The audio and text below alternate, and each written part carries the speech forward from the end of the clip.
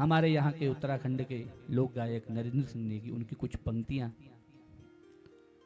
कि उन चंदा का नातियों की कांधा को उन चंदा हे उन चंदा कांधों हे उन चंदा नातियों की कांधों को उन चंदा हे उन चंदा नातियों की कांधा को। तो क्या करें? अगर चाहते हैं आपके नाती पोते आपकी सेवा करें तो महाराज एक ही रास्ता है आज की दृष्टि में। बहू बहुत पढ़ी लिखी ले आए हैं आप, उसको समझाएंगे तो वो आपको तर्क में आपको हरा देगी, आपको जवाब दे देगी। तो करें क्या? हे उन चंदा नातियों के कांधा को उन चंदा हे उन चंदा नातियों का कांधा को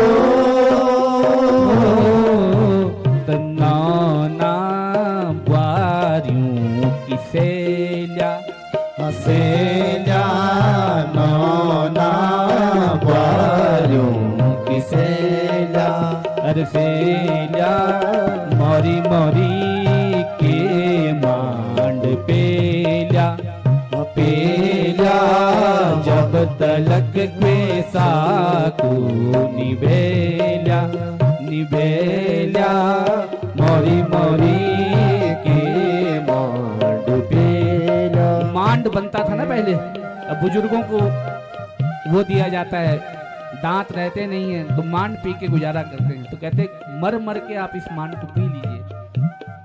नौना बारियों की सहेलिया, मौन होकर, मौन से बराबर कोई तप नहीं।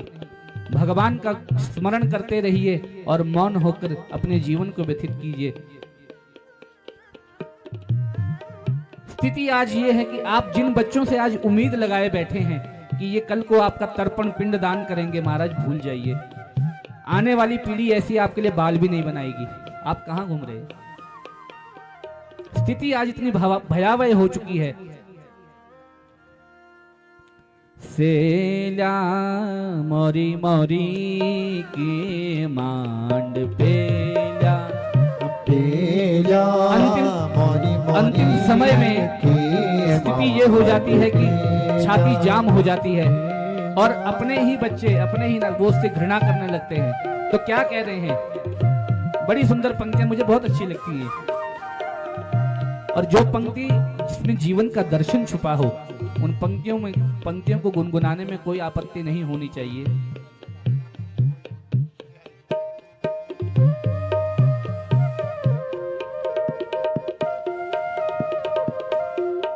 हे पुराण हुक्का डब्बा खकरा को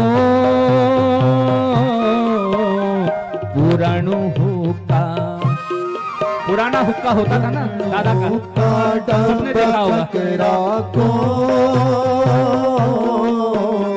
पुराण हुक्का अरे पुराण हुक्का डब्बा खकरा को पुराण हुक्का पुराण हुक्का डब्बा खकरा को पूर्ण होकर नयू जमानो एगे लुके दिया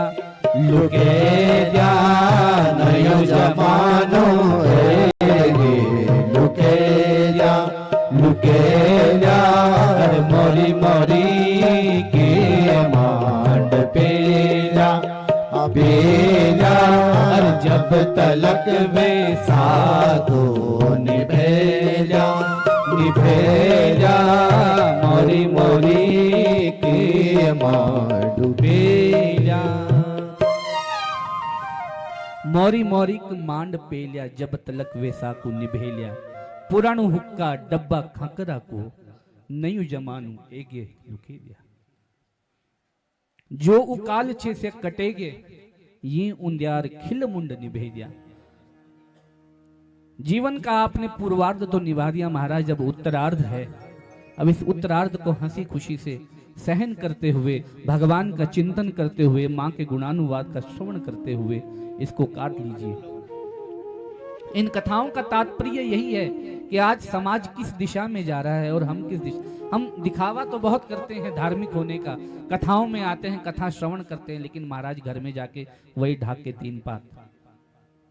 इन कथाओं का केवल एकमात्र उद्देश्य यही है कि हमारा व्यवहार बदले, माता पिता के प्रति हमारी सोच बदले, हमारा चिंतन बदले। यही, इसी से ही देश सुधरेगा।